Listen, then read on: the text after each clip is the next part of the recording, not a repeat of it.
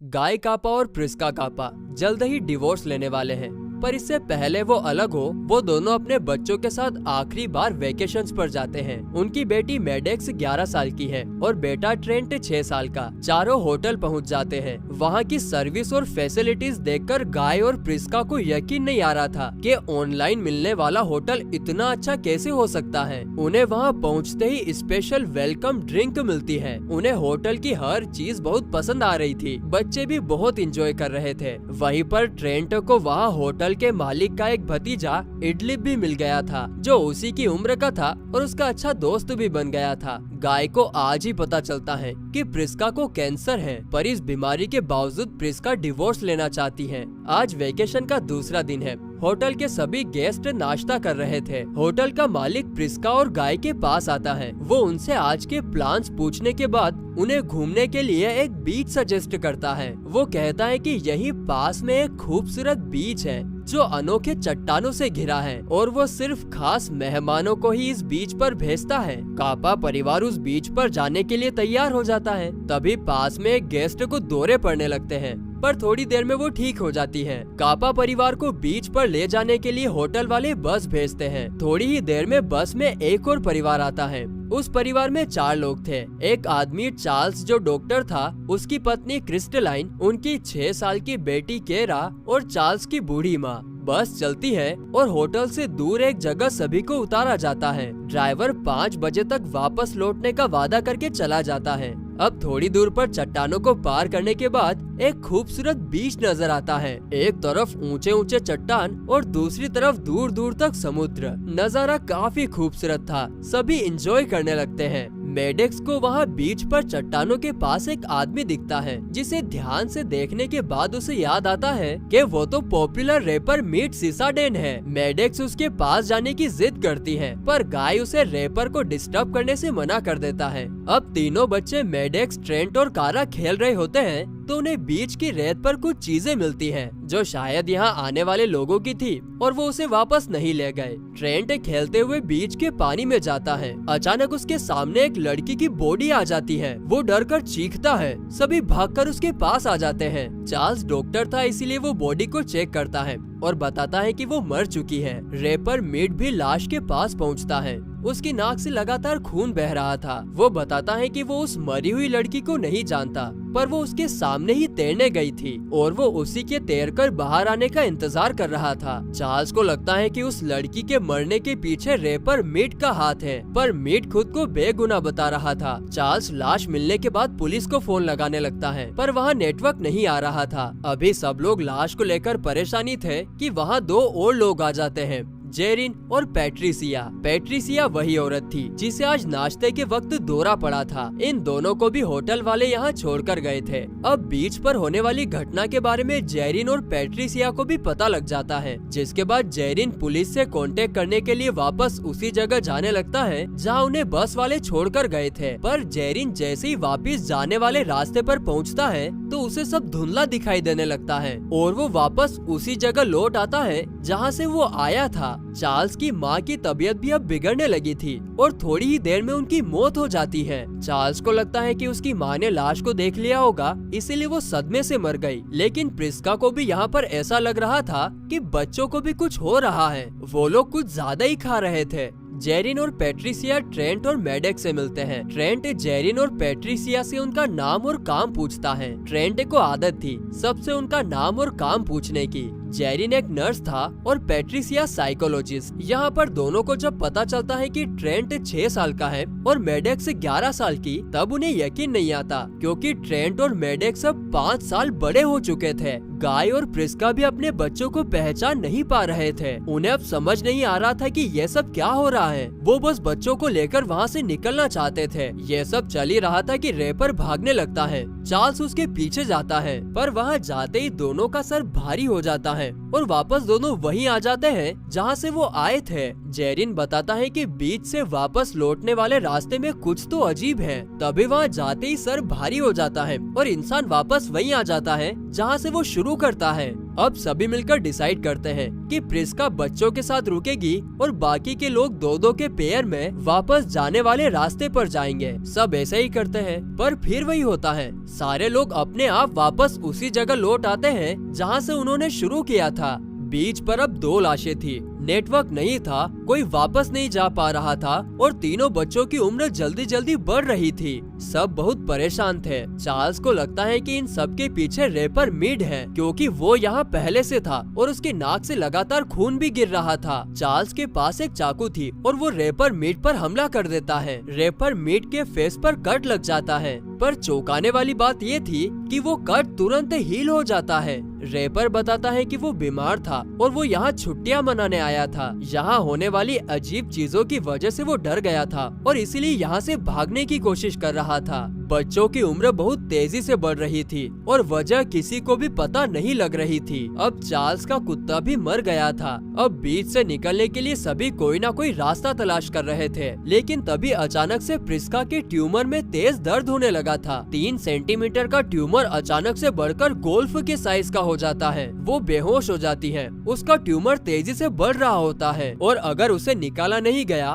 तो वो मर भी सकती है और इसीलिए चार्ल्स ट्यूमर निकालने के लिए ऑपरेशन करता है। अब जैसे ही वो कट लगाता है तुरंत वो कट हील हो जाता है। इसीलिए ऑपरेशन पूरा करने के लिए गाय और जेरिन कट को पकड़ कर रखते हैं और चार्ल्स ट्यूमर को निकाल लेता है। थोड़ी देर बाद प्रिस्का को होश आ जाता है और वो ठीक हो जाती है। आगे रैपर मीट घूमते हुए जब उस लड़की की बॉडी के पास पहुंचता है जो डूबकर मरी थी, तो उसके होश उड़ जाते हैं क्योंकि कुछ ही घंटों में उसकी बॉडी डिकम्पोज हो गई थी। किसी को भी यकीन नहीं हो रहा था कि जिस काम को होने में सालों लगते हैं वो 3 घंटे में कैसे हो सकता है। सबको अब समझ आ रहा था कि इस बीच पर टाइम का कोई चक्कर है। यहाँ वक्त बहुत तेजी से जा रहा था। सभी बड़े लोगों की झुर्रियाँ आने लगी थी। सबने अंदाजा लगाया कि यहाँ आधे घंटे का मतलब 1 साल होता है, यानी कोई इंसान अगर यहाँ 24 घंटे गुजारता है तो उसकी जिंदगी के 50 साल गुजर जाएंगे। उस बीच के चट्टानों में कुछ ऐसा था जिससे बॉडी के सेल्स पर असर पड़ रहा था। नाखून और बालों में डेड सेल्स होते हैं, इसलिए उन पर असर नहीं पड़ रहा और बाकी का सारा शरीर तेजी से बदल रहा है। और जब यहाँ से निकलने की कोशिश की जाती है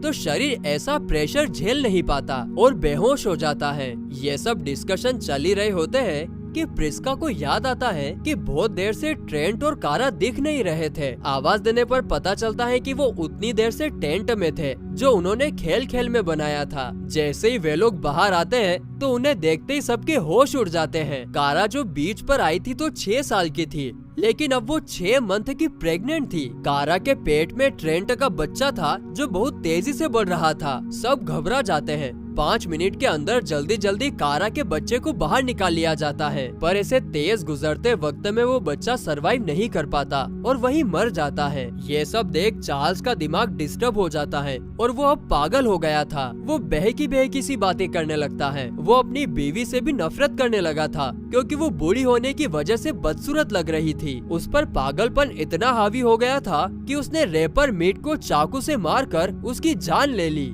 जेरिन को स्विमिंग अच्छे से आती थी, इसीलिए वो बीच से बाहर निकलने के लिए समुद्र का रास्ता लेकर चला जाता है। गाय एक बात नोटिस करता है कि यहाँ बीच पर जितने भी ग्रुप आए हैं उनमें से कोई ना कोई तो बीमार था। इसका मतलब है कि होटल वालों को सभी की बीमारियों के बारे में पता था। उन्होंने चुनकर ही ऐसे परिवार को बीच पर भेजा है जिसमें कोई बीमार है। सभी के पासपोर्ट्स भी होटल वालों के पास हैं और ट्रांसपोर्ट के सारे साधन भी उन्हीं लोगों ने भेजे थे ताकि किसी को पता न लग पाए कि ये लोग कहाँ पर गए। थोड़ी देर बाद जेरिन की लाश मिलती है, जिससे ये पता लग चुका था कि यहाँ से तैर कर भी नहीं निकला जा सकता है। कारा इन सब से घबराकर चट्टानों के ऊपर चढ़ने लगती है ताकि वो बीच से बाहर निकल पाए। वो काफी ऊपर तक पहुँच भी जाती है, पर फिर उसे चक्कर आ जाता है और वो ऊंचाई से गिरकर मर जाती है। पैट्रिसिया को बार बार दौरे पड़ने लगते हैं और इससे पहले कि कोई कुछ कर पाता उसकी भी मौत हो जाती है। थोड़ी ही देर में गाय के आंखों की रोशनी भी कम होने लगती है और प्रिस्का को भी कम सुनाई देने लगता है। दोनों अब बुढ़ापे में कदम रख चुके थे। आगे ट्रेंट और मैडेक्स को एक डायरी मिलती है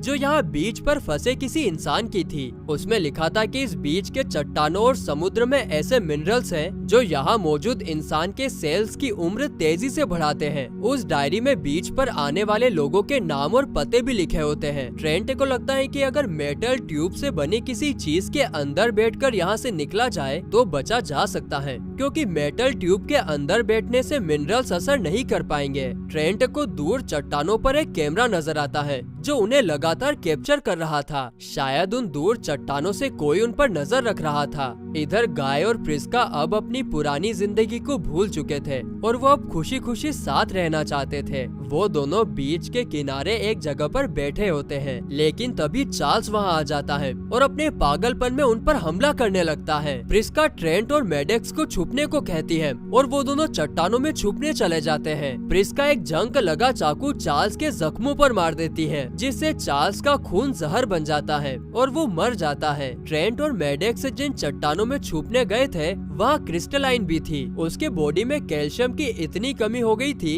कि उसके पीठ पर हम्प निकल आया था। वो बिल्कुल नहीं चाहती थी कि कोई उसे इस हालत में देखे। वो चट्टानों के अंदर जाने लगती है और पत्थरों से टकराने से उसकी हड्डियां टेढ़ी होने लगती है और वो वहीं मर जाती है। बहुत रात हो चुकी थी। गाय और प्रिस्का अब बहुत बूढ़े हो जाते हैं। थोड़ी ही देर बाद उन दोनों की भी मौत हो जाती है। सुबह हो चुकी थी। अब बीच पर सिर्फ ट्रेंट और मैड्रिक्स ही जिंदा बचे थे। उन दोनों की उम्र भी अब ढल रही थी। आगे ट्रेंट को याद आता है कि वो और इडलिब एक डिकोडिंग गेम खेलते थे और आखिरी बार होटल से जाते वक्त इडलिब ने उसे एक मैसेज दिया था जो उसे डिकोड नहीं हो पाया था। वो उस मैसेज को सॉल्व करने लगता है। ट्रेंट थोड़ी कोशिश करता है और मैसेज डिकोड हो जाता है। उस पर लिखा होता है, मेरे अंकल को कोरल पसंद नहीं है। ट्रेंट को समुद्र में कोरल नजर आता है। वो अज्यूम करता है कि शायद इडलिब ने अपने अंकल से कोरल के बारे में बात करते सुन लिया हो। उसे पता होगा कि वहाँ के गेस्ट जाने के बाद वापस नहीं आते, इसलिए इडलिब ने ये मैसेज दिया हो। ट्रेंट को लगता है कि कोरल एक मेटल ट्यूब जैसी चीज है जो शायद उन्हें बीच से बाहर निकाल सकता है, और वैसे भी उनके पास और कोई रास्ता तो था नहीं, इसलिए दोनों समुद्र में जाकर कोरल तक पहुँच जाते हैं। हाँ, रास्ता थोड़ा मुश्किल था पर दोनों कोरल के रास्ते आगे बढ़ते जाते हैं। ट्रेंट की बात सच थी। दूर चट्टानों से कोई उन पर सचमुच में नजर रख रहा था। होटल के मालिक को पहले से ही पता था